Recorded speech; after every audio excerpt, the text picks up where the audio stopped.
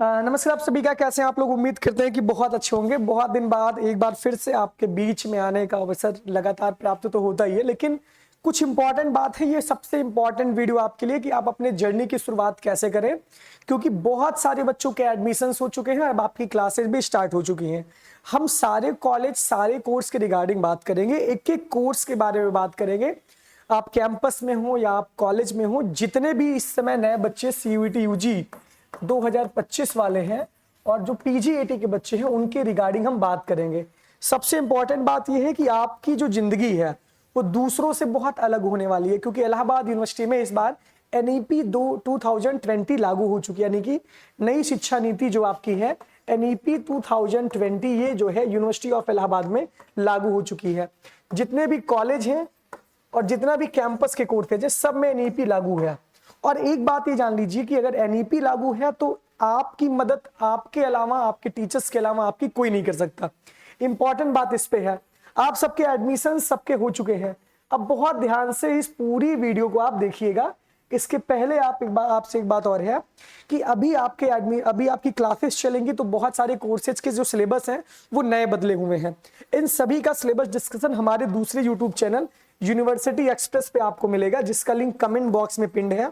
आप उसको सब्सक्राइब कर लो। उस पे से बहुत जल्दी हम लोग सीरीज लाने वाले हैं। पूरी की पूरी एकेडमिक की आपकी जर्नी उसी के थ्रू चलेगी, क्योंकि ये चैनल बहुत बिजी रहता है, इस वजह से दोनों साथ साथ हम चलेंगे।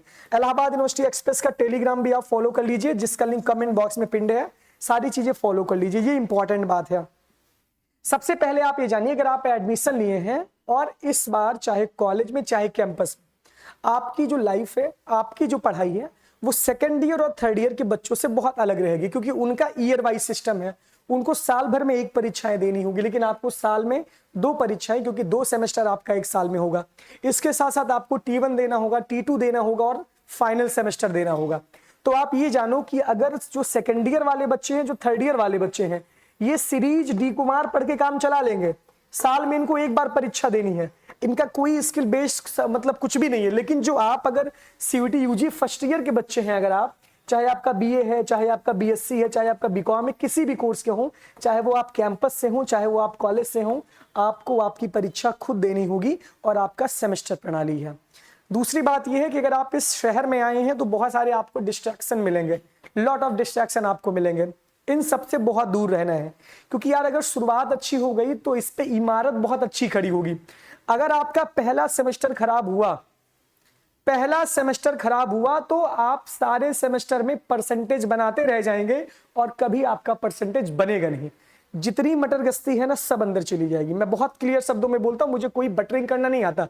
आप देखेंगे तो ठीक है, नहीं देखेंगे तब भी ठीक है।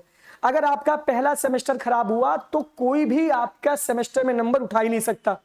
इस बार ये भी सिस्टम है, जब सेमेस्टर प्रणाली है तो जो आपके सवाल आएंगे पेपर में वो गेस भी नहीं किया जा सकता, इसके साथ साथ जो पुराने पैटर्न का सवाल था, पुराने पैटर्न पे जो हम लोग पढ़ाई करते थे, उस पैटर्न से बहुत चेंज है। ये पहला एक्सपेरिमेंट है, यानी कि पहले साल पहला एक्सपेरिमेंट है ये। तो इंपॉर्टेंट बात इसका ध्यान देना है कि हमें किस तरीके से पढ़ना है। यहाँ आप क्या आए हैं, क्या करने, यहाँ आप पढ़ने आए हैं। ऐसा तो है नहीं कोई फ्रेशर फेयरवेल का मजा लूटने आया है। कोई बच्चा अगर ऐसा हो तो कमेंट बॉक्स में मैसेज कर दीजिएगा, और अगर कमेंट बॉक्स में इस तरीके से मैसेज है तो समझ लीजिए कि आपका मामला डिसमिस होने वाला है ना, क्योंकि आप पढ़ने नहीं आए हैं, यहाँ पे कुछ माहौल देखने आए हैं। मैं एक बात बहुत क्लियर कर रहा हूँ इस वीडियो को देखने से पहले, 4 महीने 4 मंथ आप अगर अच्छे से पढ़ लेंगे और फर्स्ट सेमेस्टर में आप अगर 8 CGPA से प्लस गेन कर लेंगे, तब आपका मामला टाइट रहेगा। अगर भाई आप जान लो कि अगर आपका ऑनर्स है तो आपको चौथे साल जब 4th ईयर में आप जाओगे, जब आपको ऑनर्स करना है, और ये यूनिवर्सिटी ऑफ इलाहाबाद ने UOA ने एकदम क्लियर साफ कर दिया है कि जो बच्चे 7.5 CGPA से ऊपर रहेंगे, इसके ऊपर जो बच्चे रहेंगे थर्ड ईयर तक, यानी तीनों साल मिलाकर के, वही बच्चे क्या कर पाएंगे, वही बच्चे ऑनर्स की डिग्री ले पाएंगे एक सब्जेक्ट में। ये बहुत इंपॉर्टेंट है, यानी कि 7.5 CGPA तो आपको लाना ही लाना है, वरना आपकी पढ़ाई व्यर्थ है। अगर आपको तीसरे साल के बाद चौथे साल आपको ऑनर्स करना है। अब देखो, सेकेंड ईयर वाले बच्चे और थर्ड ईयर वाले बच्चे, जो इस समय सेकेंड ईयर में है, थर्ड ईयर में है, आप बहुत लोगों से मिलेंगे, उनकी अलग पढ़ाई चल रही है। उनके से अगर आप अपने आप को कंपेयर करेंगे, वो बहुत सारी चीजों में एंगेज्ड हैं, वो तमाम तरीके से सबसे बड़ी बात ये जान लो यार कि पहले आप बहुत इमोशनल हैं। अभी आप एक नए छात्र हैं, इलाहाबाद यूनिवर्सिटी में एडमिशन लिए हैं, 12th पास किए हैं, आपके अंदर बहुत भावनाएं होंगी कि समाज को हम बदल डालेंगे, पूरा समाज हम चेंज कर डालेंगे। लेकिन सत्ता में आप, शासन में जब तक नहीं आएंगे तब तक समाज आप कैसे बदलेंगे। आपके अंदर बहुत भावनाएं होंगी कि हमको बहुत वेलफेयर करना है, गरीब बच्चों को पढ़ाना है, हमको ये काम करना है, हमको वो एक्सप्लोर करना है, हमको यहाँ एक्सप्लोर करना है। पहले आप खुद का एक्सप्लोर करिए यार, पहले आपकी खुद की पढ़ाई मजबूत करिए। आप अगर पढ़ने में अच्छे रहेंगे तो सारे काम करने में आपको अच्छे लगेंगे। दूसरी बात यह कि बहुत सारे वेलफेयर के काम यहाँ पर होते हैं, लेकिन आप भावनात्मक रूप से एकदम उस पर इंगेज मत हो जाइए। आप चीजों को समझिए कि किसका इंटेंशन किस तरीके से है। कोई आपका यूज तो नहीं कर रहा है यार कि अपने फायदे के लिए आपको कोई यूज कर रहा हो, कोई अपने फायदे के लिए आपका यूज करके फिर आपसे कुछ डोनेशन मांग रहा हो, कुछ ये कर रहा हो। पहले तो खुद काबिल बनेंगे ना यार, पढ़ाई तो खुद करनी है ना, पेपर खुद लिखना है ना, परीक्षा में एग्जाम खुद देना है ना, यूपीएससी क्रैक करने आए हैं ना, कुछ अच्छा बनने आए हैं ना। पढ़ना किसको है? आपको पढ़ना है। कोई आपको पढ़ाएगा नहीं, हाथ पकड़ के उंगली पकड़ के कोई चलाएगा नहीं आपको। तो भावनात्मक रूप से पहले तो अपना सारा काम आपको बंद करके सिर्फ पढ़ाई पे फोकस करना है, क्योंकि आपका जो T1 का एग्जाम है वो आपको अक्टूबर के फर्स्ट वीक, सेकेंड वीक में आपका T1 हो जाएगा। T1 का एग्जाम आपका अक्टूबर के सेकेंड वीक में हो जाएगा। T2 आपका नवंबर मिड में है, नवंबर मिड में आपका, देखियो T1 आपका अक्टूबर के सेकेंड वीक में है, T2 आपका नवंबर मिड में है, और दिसंबर में आपका फाइनल सेमेस्टर है। यू हैव ओनली 3 मंथ, तीन से 3.5 महीने आपके पास हैं जब आप पहले सेमेस्टर में अच्छा स्कोर गेन कर सकते हैं। अगर इसी बीच आप समाज सेवा करने लग जाएंगे, आते ही प्रयागराज की धरती पे पदार्पण करते ही आपके अंदर ज्वार भाटा उठने लगता है कि एकदम बदल डालेंगे, दुनिया हिला डालेंगे। आप दुनिया हिलाइए, लेकिन आप पहले अपना तो मजबूत रखिए मामला। अगर आपका परसेंटेज कम आया, बहुत लोग कहते हैं कि परसेंटेज डजेंट मैटर। भाई जब तुमको परसेंटेज मिलेगा नहीं, परीक्षा में कॉपी लिख नहीं पाओगे तो क्या परसेंटेज मैटर करेगा? आप ये बताओ। अंगूर नहीं मिलेंगे तो अंगूर खट्टे ही रहेंगे ना। क्यों ये कहते हो परसेंटेज डजेंट मैटर? यहाँ तुम यूपीएससी की तैयारी फर्स्ट ईयर से करने आओगे क्या? ऐसा नहीं है, परसेंटेज मैटर करता है, और उसके लिए क्या करना है इस वीडियो में हम वो भी बताएंगे। लेकिन भावनात्मक रूप से इतना ज्यादा अपने आप को समर्पित नहीं कर देना है कि अपनी पढ़ाई छोड़ करके सामने आपको समाज सेवा करनी है। इन सबसे बचिएगा। दूसरी बात यह है, डिस्ट्रैक्शन से बचिएगा। प्रयागराज में आपको तमाम तरीके के तमाम लोग मिलेंगे। अगर आप इलाहाबाद यूनिवर्सिटी के बारे में किसी से पूछेंगे, सबके अपने अपने अलग अलग परसेप्शन है। अगर 10 लोग हैं तो 10 के अलग अलग परसेप्शन है। 5 उंगली है ना, 5 उंगली हमेशा बराबर नहीं हो सकती, पांचों अलग अलग सबकी वो है। तो 5 लोग अगर हैं तो 5 अलग अलग धारणाएं हैं। हो सकता है 4 धारणा नेगेटिव हो, 1 धारणा पॉजिटिव हो सकता है पांचों की पांचों धारणाएं नेगेटिव हो। तो आपको किसी के परसेप्शन पे फोकस नहीं करना है, आपको पहले सोचना है, पहले समझना है, तब किसी चीज को मानना है। आपका सेल्फ एक्सपीरियंस मैटर करता है कि आपका, जैसे मान लीजिए कि हम अपना एग्जांपल देते हैं, मेरे बहुत सारे विरोधी हैं और विरोधी होने भी चाहिए, तभी मजा आता है इस मैदान में लड़ने पे। दूसरी बात यह है कि उनका मेरे प्रति कैसा परसेप्शन हो। कभी हमसे वो मिले नहीं है, कभी हमसे उनकी बात नहीं हुई, लेकिन दूसरों के कहने पे खुद की मेंटेलिटी बना करके वो दूसरों से कुछ भी बोलते रहते हैं। तो उससे खैर हमको तो फर्क पड़ता नहीं है, क्योंकि मैं सुनने नहीं आता और ना मैं जवाब देना जरूरी समझता हूं। पहली बात तो ये क्लियर है, ना जवाब देना ही चाहता हूं मैं, क्योंकि वो मेरे लिए मैटर ही नहीं करते। लेकिन उनकी बातों को सुनकर अगर आप अपना परसेप्शन बना लोगे तो ये चीजें खराब हैं। उनसे काउंटर करिए, उनसे सवाल करिए। अगर मैं तो एग्जाम्पल, मैं तो हमेशा साक्षात आपके सामने रहता हूं, मेरा नंबर आपके पास है, मेरा इंस्टाग्राम है, कोई कुछ कहता है आप उसके सामने फोन मिला दीजिए, आप उससे बात करवा दीजिए। सुनी सुनाई बातों पे बहुत भरोसा नहीं करना है।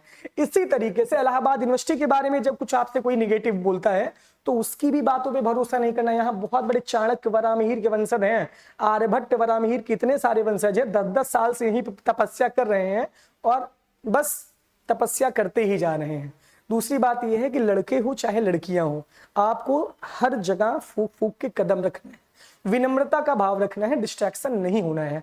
लड़कियों के लिए बता रहा हूं कि आपकी खुद की सेफ्टी आपके खुद के हाथ में है।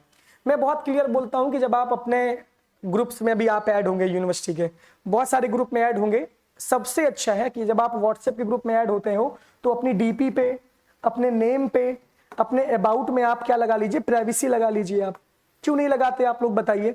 अपनी डीपी पे, अपने नेम पे, अपने अबाउट में आप प्राइवेसी लगा के जाइए, प्राइवेसी वाले ऑप्शन पे जाइए कि आपकी डीपी, आपका नेम, आपका अबाउट वही देख सकता है जिसका नंबर आपने अपने मोबाइल पे सेव किया है। इसमें माई कॉन्टेक्ट लिख लीजिए, क्योंकि बहुत सारे जो है चिंपैंजी टाइप के लोग जो हैं, बहुत सारे गिद्ध टाइप के लोग दिन भर व्हाट्सएप के ग्रुप से विचरण करते रहते हैं। उनका एक सूत्रीय कार्यक्रम रहता है कि डेली कम से कम 10-15 लोगों के पास आप क्लास गई थी कि नहीं गई थी। खासकर उनका रुझान जो है लड़कियों के प्रति ज्यादा रहता है। आप क्लास गई थी कि नहीं गई थी, नोट्स बनाई हो कि नहीं बनाई हो, क्या पढ़ाया गया है क्लास में। अरे भाई, लड़कों से भी तो पूछ सकते हो, तुम काहे महिला मित्रों से पूछने जाते हो। खैर, उनका वो काम है, उससे आपको बचना है।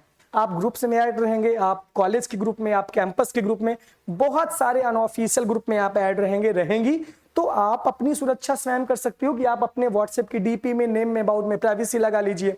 आप जिसको नहीं जानते उससे बात करने की जरूरत क्या है, आप जिसको नहीं पहचानते उसका रिप्लाई देने की जरूरत क्या है। कोई हाय लिख के भेज रहा है, न जान न पहचान, हम तेरे मेहमान, जब आप बात करेंगे तो वास्तव में आप डिस्ट्रैक्शन होंगे। कोई आपसे नाम पूछ रहा है तो आपको नाम बताने की क्या आवश्यकता है, बहुत शौक लगी है तो बताइए, वो नहीं कह रहा हूं मैं। ये वीडियो प्रॉपर उनके लिए है जो हम डिस्ट्रैक्शन से बचने की बात कर रहे हैं। ये छोटी छोटी चीजें ना आपको बहुत आगे ले जाएंगी। आपको अभी बचना है, आप सारी मस्ती करिए। मैं सच बता रहा हूं कि सपने बड़े देखना शुरू करिए। अगर सपने बड़े देखेंगे, उसको पूरा करने के लिए जी जान मेहनत लगा देंगे, क्योंकि यार आप घर से आए हो, आप एक नए छात्र हो, आपके मम्मी पापा आपको छोड़ के गए हैं। और आप एक बात ये जान लो कि प्रयागराज में जो भी बच्चा तैयारी करता है, वो उसकी तैयारी उसके साथ साथ उसके माँ बाप, उसका पूरा परिवार करता है। क्योंकि यहाँ आप प्रयागराज में रह रहे हो, लेकिन जवाब आपके माँ बाप को देना है।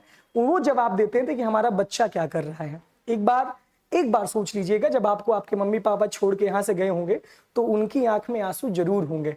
उनके आंसू की कीमत रखिएगा, क्योंकि मैं बहुत सारे बच्चों को देखता हूँ प्रयागराज में आने के बाद पंख लग जाते हैं, कुछ काम करने लगते हैं। तो ये सब मत करिए, क्योंकि ये सब जीवन में आपको बहुत भटकाव है। आपको जाना यहाँ है, अगर आप ऐसे ऐसे ऐसे ऐसे करके जाएंगे तो बहुत लंबी जर्नी हो जाएगी। और ऐसा ये दलदल है, इस दलदल में घुसने के बाद आप बच नहीं सकते। बहुत सारे लोग आपको अच्छे मिलेंगे, बहुत सारे लोग आपको खराब मिलेंगे, लेकिन ये डिसाइड करना है कि हमें किस तरीके से सरवाइव करना है। दूसरी बात ये है, कोई आपको परेशान कर रहा है, कोई आपको कुछ भी बोल रहा है, तो आप इग्नोर करिए, इग्नोर करिए, इग्नोर करिए। सारे कॉलेज में प्रॉक्टर ऑफिस है, प्रॉक्टर ऑफिस सारे कॉलेज में है, मेन कैंपस में भी प्रॉक्टर ऑफिस है, सारे कॉलेज में प्रॉक्टोरियल बोर्ड है, वहां पे आप अपनी शिकायत करिए, लेकिन आप अन्यथा बेवजह मत करिए शिकायत। तो उम्मीद ये है, ये वीडियो बनाने का पर्पज यही है कि आपको खुद से बच के रहना है। खुद से बच के रहने का मतलब ये है कि आपको संभल के रहना है, और संभल के आप तभी रहेंगे जब आप अपनी सुरक्षा स्वयं करेंगे। कुछ भी बातें हो जीवन में, यार सबसे बड़ी बात यह है कि आप अपने माता पिता को सबसे पहली प्रायोरिटी दीजिए। भैया रुक जाओ, अपने माता पिता को आप सबसे पहली प्रायोरिटी दीजिए। माता पिता से अच्छा जीवन में कोई दोस्त आपके हो ही नहीं सकता। कितनी भी बड़ी समस्या हो, कितनी भी बड़ी बात हो, आप अपने मम्मी पापा से शाम को जरूर बात करिए। शाम को बात करेंगे ना, मन हल्का लगेगा, सारी चीजें अच्छी होंगी, क्योंकि वो आपके सबसे अच्छे दोस्त हैं। यहाँ आपके बहुत सारे नए दोस्त बनेंगे, यहाँ आपके बहुत सारे लोग नए मित्र बनेंगे, तो उनकी मित्रता में उनको मत भूल जाइए। कुछ भी हो, आप कितना भी गलत काम कर रहे हो लाइफ में, कुछ भी कर रहे हो, एक बार मम्मी पापा से जरूर आप शेयर किया करिए, उनसे बात किया करिए, उनसे उनका ख्याल रखा करिए, क्योंकि सबसे बड़ी पूंजी आपकी वही है। आप आगे बढ़ेंगे तो सबसे खुशी सबसे ज्यादा उन्हीं को होगी, आपसे मैं सच बता रहा हूँ। और यहाँ शहर में अभी आप अकेले होंगे, माता पिता तो आपके घर हैं, परिवार आपका घर है, लेकिन मैं आपका यहाँ पर एक अकेला साथी हूँ। आप छोटे हैं, आप जूनियर है, एक बड़ा भाई होने के नाते एक अच्छा दोस्त मान लीजिए, एक अच्छा इंसान मान लीजिए, एक अच्छा सीनियर मान लीजिए। आपको कोई भी समस्या अगर इस प्रयागराज में होती है, इलाहाबाद यूनिवर्सिटी और कॉलेज से रिलेटेड कोई भी समस्या अगर आपको होती है, मैं आपके साथ 24/7 खड़ा हूँ। कोई भी दिक्कत, कोई भी समस्या, कुछ भी आपको नहीं होगी, ये मेरा आपसे वादा है। जैसे एडमिशन के पहले से लेकर अब तक साथ निभा रहा हूँ, वैसे इसके बाद भी आपकी पढ़ाई लिखाई, आपकी तैयारी, सारी चीजें करने की जिम्मेदारी मैंने खुद ली है, और मैं इसको करूंगा भी। क्योंकि देखो यार, सबसे बड़ी बात यह है कि आपने जो इतना प्यार दिया है, वही सबसे बड़ा मेरे लिए मोटिवेशन है। तो इन सबसे दूर रहिए। तो ये सब बातें हम इस वजह से किए क्योंकि आपको कैसे कैसे सरवाइव करना है।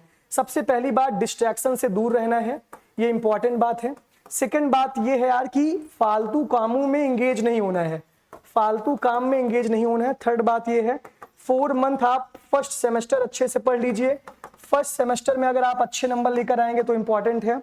चौथी बात ये है कि दोस्त अच्छे बनाइए, दोस्त अच्छे बनाइए। देखिए अगर एक कमरे में 4 लड़के या 5 लड़के रह रहे हैं, 5 लड़कियां रह रही हैं, अगर 4 बर्बाद है तो आपको पक्का बर्बाद कर देंगे। 4 लोग किसी से बतिया रहे हैं, 5वें दिन आपका खुद ही मन करेगा बतियाने का।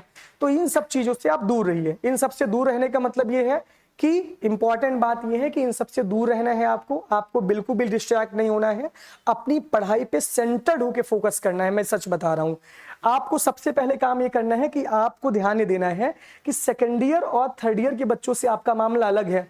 आपको T1 T2 मैंने बता दिया आपको देना है, समय समय पे आपको परीक्षाएं देनी है। तो इंपॉर्टेंट बात यह कि हमारी स्ट्रैटेजी कैसे होनी चाहिए, स्ट्रैटेजी कैसे होनी चाहिए इस पे आपको फोकस करना है।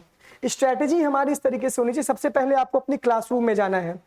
क्लासरूम में जाएंगे आप, बहुत सारे टीचर्स आपको पढ़ाएंगे वहां पे। टीचर्स जब आपको पढ़ाएंगे तो इंपॉर्टेंट बात यह है कि आपको सबसे पहले आपके साथ आपका सिलेबस होना चाहिए। सिलेबस इस बार बदला हुआ है, एनईपी का नया सिलेबस है, उस सिलेबस का डिस्कशन हम करवा रहे हैं। आपको सिलेबस देखना है।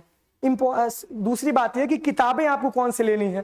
सिलेबस आप जब समझेंगे तो किताबें आपको लेनी पड़ेगी। बुक्स आपको कौन लेंगे, ये बुक्स आपको आपके टीचर रिकमेंड करेंगे।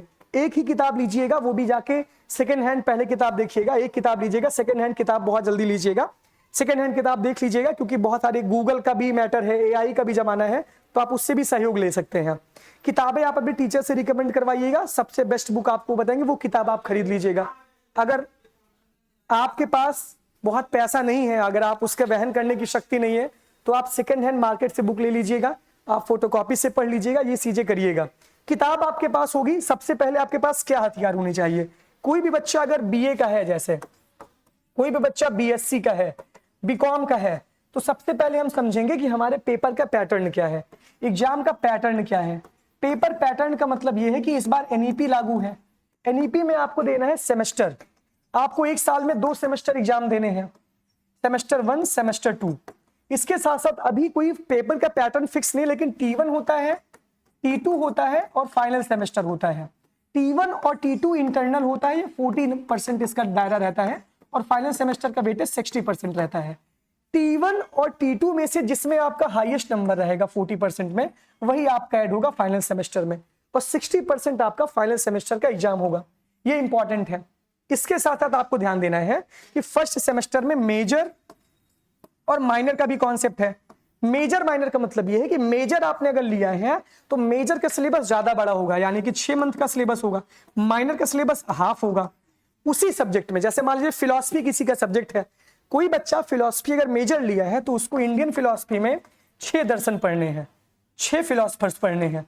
वहीं अगर उसका माइनर है तो सिर्फ 3 ही फिलॉसफर्स उसको पढ़ने हैं इंडियन फिलॉसफी में। तो एक पेपर है, ये पेपर आपके 2 पेपर होते हैं। जैसे आपका फिलॉसफी सब्जेक्ट है तो पेपर 1 पेपर 2। इसमें इस समय एडमिनिस्ट्रेटिव एथिक्स जुड़ गया है, बहुत इंपॉर्टेंट है। एडमिनिस्ट्रेटिव एथिक्स आपका सिविल का सिलेबस है, ये इंपॉर्टेंट है। तो मेजर माइनर को देखना है हमको। सिलेबस के अकॉर्डिंग क्या खरीदनी है, बुक्स खरीदनी है। सिलेबस के अकॉर्डिंग क्या खरीदनी है, बुक्स खरीदनी है। मेजर का सिलेबस बड़ा है, माइनर का सिलेबस छोटा है, तो इस बात के लिए ध्यान देना है। दूसरी बात ये है, ये काम कर लेना है, किताबें खरीदनी है। किताबें आप सेकंड हैंड किताब से भी खरीद सकते हैं। सेकंड हैंड जो मार्केट में कटरा के बाजार में वहां पे मिलती है, वहां से देख सकते हैं। ऑनलाइन गूगल का भी सारे ले सकते हैं। फिर हमको टॉपिक पढ़ना है, सिलेबस हमको रट डालना है, सिलेबस पे ध्यान देना है। सिलेबस हमको अच्छे से याद हो, ये आप करेंगे, ये कोई नहीं करेगा। समय नहीं है आपके पास, सिलेबस आपको अच्छे से याद हो। अभी घर बैठे हो, सारा टेलीग्राम पे मैटर जाएगा, सारा यूट्यूब पे भी समझाएंगे, लेकिन आपको सिलेबस अच्छे से याद हो, सिलेबस के टॉपिक्स आपको अच्छे से कवर हो।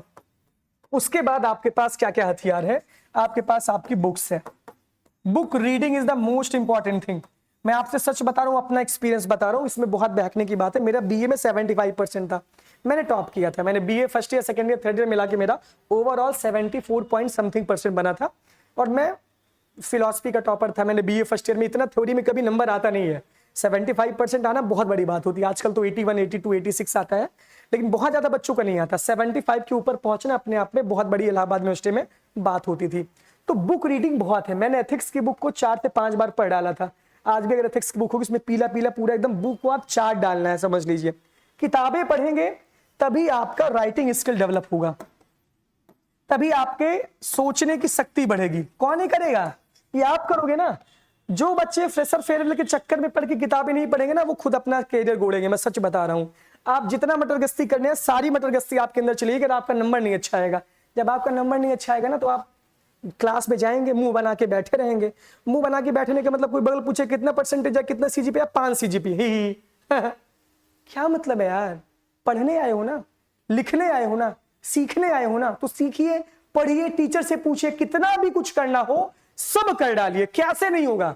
आप कर सकते हैं, आपके अंदर वो पोटेंशियल है, आपके अंदर वो ताकत है कुछ करने की। मैं सच बता रहा हूं, आप कर सकते हैं, लेकिन आप करना नहीं चाहते क्योंकि अभी आपके अंदर बहुत जोश है। 4 दिन बाद जोश ठंडा हो जाएगा, 4 दिन बाद वो मिल जाएंगे, फलाना ढकाना धमकाना, यही सब होते होते अपनी जीवन की जर्नी बैग टांगे आना, बैग टांगे जाना है।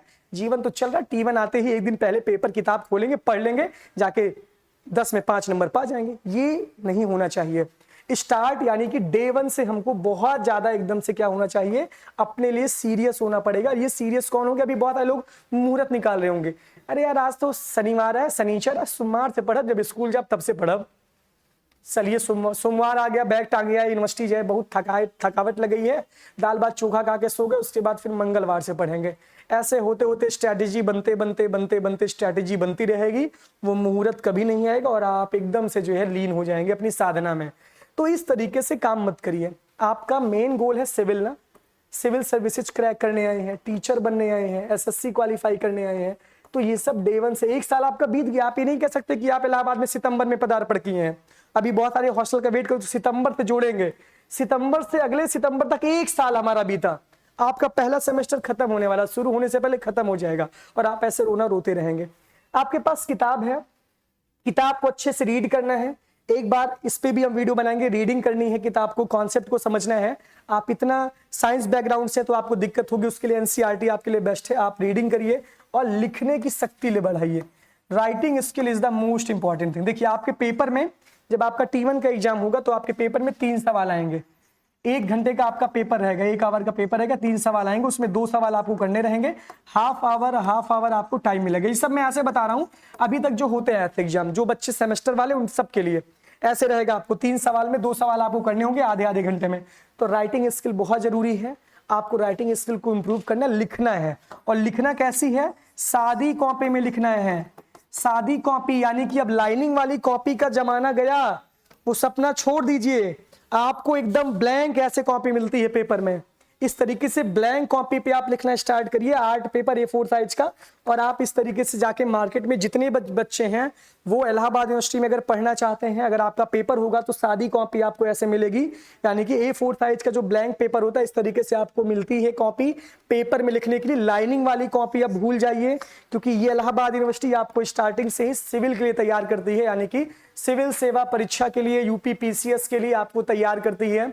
आपको जो बड़े बड़े एग्जाम हैं उसके लिए राइटिंग स्किल को इंप्रूव करने के लिए यहाँ पे स्टार्टिंग से ही आपको इस तरीके से कॉपी दी जाती है। तो आप जितने भी बच्चे लाइनिंग वाली कॉपी में लिखना अब तक शुरू किए हो, वो कॉपी चेंज करके अब अपने जीवन में ये वाली कॉपी उतार लीजिए, क्योंकि इसी पे आपकी सारी चीजें होंगी। तो ये इंपॉर्टेंट काम है, कॉपी आपको रखनी है। रीडिंग करिए बुक की, अपना सिलेबस देखिए, टॉपिक देखिए, रीड करिए। सबसे इंपॉर्टेंट बात ये है, क्लास आप कभी मत ड्रॉप करिए। क्लास आपको नहीं छोड़ना है। क्लास अगर नहीं छोड़ेंगे तो आप, सबसे बड़ी बात ये, क्लास करिए। आप यार प्रयागराज में आए हो ना, यूनिवर्सिटी में पढ़ रहे हो ना, कॉलेज में एडमिशन लिए हो ना, क्लासवा काहे नहीं जाते ये बताओ? क्लास क्यों नहीं करोगे? हफ्ते में 5 दिन आपकी क्लास चलती है, 2 दिन आपकी छुट्टी रहती है। सुबह 9 से 12 3-3 घंटे की अलग अलग 1-1 घंटे की क्लास होती है। क्लास क्यों नहीं करोगे ये बताओ? अगर जितने भी अभिभावक इस वीडियो को देख रहे हैं, अपने बच्चों से पूछिए क्लास करें, वो क्लास इंपॉर्टेंट है। क्लास नहीं करेंगे गोबर गणेश हो जाएंगे। क्लास करने पे आपको कॉन्सेप्ट समझ आएगा, क्योंकि आपका सहयोग इस बार कोई नहीं करने वाला है। मैं भी गेस्ट पेपर आपको नहीं दूंगा, क्योंकि मुझे गेस ही नहीं पता रहेगा। दूसरी बात यह है कि क्लास जब करेंगे तो पेपर के पैटर्न को समझेंगे ना, वही टीचर आपका पेपर बनाएंगे। जो T1 का आप एग्जाम दोगे, जो T2 का आप एग्जाम दोगे, अपने सेक्शन में आप पेपर दोगे। जिस सेक्शन में आप, उसी सेक्शन में पेपर दोगे। ये इंटरनल है। इंटरनल का मतलब ये अटेंडेंस मैटर करता है, इंटरनल का मतलब असाइनमेंट मैटर करता है, इंटरनल का मतलब ये है कि आपको वाइवा होगा, इंटरनल का मतलब ये है कि आपका टेस्ट होगा। उसमें अगर आप क्लास में उपस्थित रहेंगे तभी टीचर आपको नंबर देगा, वरना आप खुद ही डाउन हो जाएंगे। तो क्लास इंपॉर्टेंट है। क्लास करने से बुद्धि खुलती है। मैं 2nd ईयर में था, मैं चुनाव लड़ रहा था कला संकाय प्रतिनिधि का, जो इतनी बड़ी आर्ट्स फैकल्टी, उसका मैं चुनाव जीता भी था। चुनाव लड़ रहा था मैं चुनाव प्रचार करता था जब, फिर भी फिलॉसफी की क्लास कभी नहीं छोड़ता था। 1 घंटे वो मेरा फिक्स था। प्रोफेसर ऋषिकांत पांडे सर हैं, वो पढ़ाते थे फिलॉसफी, अभी भी पढ़ाते हैं, बहुत गजब के अध्यापक हैं और मेरे तो गुरुदेव हैं। उनकी क्लास में कभी मिस नहीं करता था। मैं डेली फिलॉसफी की क्लास करता था। वो क्लास करने के बाद में प्रचार करता था, 1 घंटे अपना प्रचार ठप कर देता था, लेकिन वो क्लास में जरूर करता था। क्लास जब आप करिए तो सत्यनारायण भगवान की कथा ना सुनिए। सत्यनारायण भगवान की कथा सुनने का मतलब ये, क्लास में जाइए, नोटबुक खोलिए, टीचर जो लेक्चर दे रहा है उसको नोट करिए, शॉर्ट नोट्स बनाइए, उसकी आके नोट्स बनाइए। आपको अपनी नोट्स खुद बनानी है, इस पे भी हम डिस्कस करेंगे। तो किताब आपके पास हो गई। आप सिलेबस देखिए, सिलेबस बहुत बदला हुआ है, सिलेबस हम बताएंगे। टॉपिक आप देखिए, बुक देखिए, प्रैक्टिस करिए, लिखिए, ये सारी चीजें करिए। सबसे इंपॉर्टेंट बात यह है कि 4 मंथ तक आप बिल्कुल भी किसी भी काम में एंगेज्ड मत होइए। किसी भी तरीके से अपने आप को समाज सेवा से दूर रखिए। समाज सेवा से दूर रहना है। किसी भी तरीके से आप पार्टिसिपेट करिए, सब करिए, लेकिन समाज सेवा से दूर रहिए। बहुत ज्यादा एकदम दानी मत बन जाइए। दानवीर बनेंगे आगे चल के, लेकिन पहले अपना दानी करिए, अपने आप को मजबूत करिए, अपने आप को मजबूत करिए। क्योंकि सबसे बड़ी चुनौती है 7.5 CGPA अगर आपका नहीं आएगा तो आप भैया ऑनर्स नहीं कर पाओगे। और ये सबसे बड़ी शर्म की बात होगी अगर आप ऑनर्स नहीं कर रहे हो यहाँ से, क्योंकि 7.5 CGPA से ऊपर आएगा तभी आपको ऑनर्स करने को मिलेगा। इसके लिए आपको अगले 4 महीने 4 मंथ हमारे साथ यानी कि मेरे साथ आपको लग के करना होगा। दूसरी बात यह है, एक बात बहुत क्लियर समझ लो, जो लोग अभी तक ये सोचते थे कि इलाहाबाद यूनिवर्सिटी में BA BSc BCom में ताबड़तोड़ बच्चे फेल होते थे क्योंकि उनका ईयर वाइज प्रणाली था, कॉपी बहुत टाइट चेक होती है। अभी जो बच्चे नए एजुकेशन पॉलिसी के तहत उनका सेमेस्टर बदला गया है, इसमें भी बहुत ताबड़तोड़ फेल होते हैं बच्चे। जो बच्चे मास्टर्स करें PGAT में तो बहुत अच्छे से बच्चे, आप PGAT के बच्चों से पूछिए, जब बैक लगता है ना, जब आप ईयर बैक आपका लगता है तो आप अगले सेमेस्टर में ही जाके पेपर देते हैं। इवन ऑड का सिस्टम है, 1 साल बाद आप बैक पेपर दोगे। सबसे बड़ी बात यह कि अपने लिए आप सीरियस हो जाइए। जितने भी बच्चे NEP 2020 के तहत इलाहाबाद यूनिवर्सिटी में CUET UG 2025 के तहत एडमिशन लिए हैं, चाहे वो कॉलेज के बच्चे हों चाहे वो कैंपस के बच्चे हों, सबसे इंपॉर्टेंट बात यह है कि सेमेस्टर में भी ताबड़तोड़ बच्चों फेल होते हैं। जो बच्चे लापरवाही करते हैं, जो बच्चे क्लास नहीं आते हैं, जो बच्चे पढ़ाई नहीं करते, जो बच्चे एग्जाम में लिख नहीं पाते हैं, ऐसा नहीं है कि आप कुछ भी लिख के एग्जाम में चले आएंगे तो आप ऑटोमेटिक फेल हो जाएंगे। और सबसे इंपॉर्टेंट बात है, यूनिवर्सिटी ऑफ इलाहाबाद ने इस बार एक प्रावधान किया है, एक बदलाव किया है कि अब जो आपका पासिंग क्राइटेरिया रहेगा वो 33% नहीं रहेगा, वो आपका 40% नंबर, यानी कि 100 में आपको कितना पाना होगा, 40% से ऊपर आपको पाना होगा, तभी आप अब क्या होंगे, पास होंगे। जब 33 पासिंग नंबर था 33%, तब बहुत सारे बच्चे सेमेस्टर में फेल होते थे, सेमेस्टर में लटकते थे। और अब जब 40% पासिंग क्राइटेरिया हो गई है तो अब स्थिति क्या होने वाली है, बहुत लोग इसका रोना रोएंगे कि इलाहाबाद यूनिवर्सिटी में बहुत बच्चे फेल किए जाते हैं, लेकिन वो भी बच्चे होते हैं जो बच्चे यहाँ पे टॉप करते हैं, जो बच्चे यहाँ पे 9 CGPA 9.5 CGPA 8.5 CGPA 10 CGPA लेकर आते हैं, वो भी किसी क्लास के आपके विद्यार्थी होते हैं जो डेली क्लास करते हैं, डेली पढ़ते हैं और उनको दुनियादारी से मतलब नहीं रहता है। तो इसका रोना नहीं रोना है, पढ़ना है आपको अच्छे से। सबसे बड़ी बात यह है कि पढ़ना है। तो 40% आपका पासिंग क्राइटेरिया हो गया है। सेमेस्टर में भी बहुत कम बच्चे बहुत अच्छा परफॉर्मेंस कर पाते हैं। पढ़ेंगे आप तभी अच्छा होगा, डिमोटिवेट बिल्कुल नहीं होना है। जो बच्चे अच्छा करते हैं, जो बच्चे सीरियसली पढ़ाई करते हैं, वो बच्चे बहुत आगे जाते हैं, वो बच्चे पास होते हैं, वो बच्चे टीचर्स की निगाहों में अच्छे रहते हैं और वो खुद की निगाहों में अच्छे रहते हैं और दूसरे की निगाहों में भी अच्छे बने रहते हैं। लेकिन अगर आप अच्छे रहेंगे तो दूसरे की निगाहों में आप शायद गड़े रहेंगे। ये काम करना है, अपना झंडा आपको बुलंद रखना है। और ये वीडियो कैसा लगा इस पर आप कॉमेंट बॉक्स में मैसेज करिएगा। सबसे बड़ी बात यह है, डिस्ट्रैक्शन से दूर रहिए। जब आप जितना आगे बढ़ेंगे उतना लोग आपको गाली देंगे, उतना आपसे जलेंगे। मेहनत इतनी खामोशी से करो कि सफलता शोर मचा दे। और आपको खूब मेहनत करनी है, खूब आगे जाना है और खूब मेहनत लगा के करिए, मन लगा के। आप बताइए कमेंट बॉक्स में कि क्या क्या चीजें चाहिए, वीडियो कैसा लगा। बहुत बहुत धन्यवाद, बहुत बहुत आभार। जलवा जारी रहेगा। Thank you.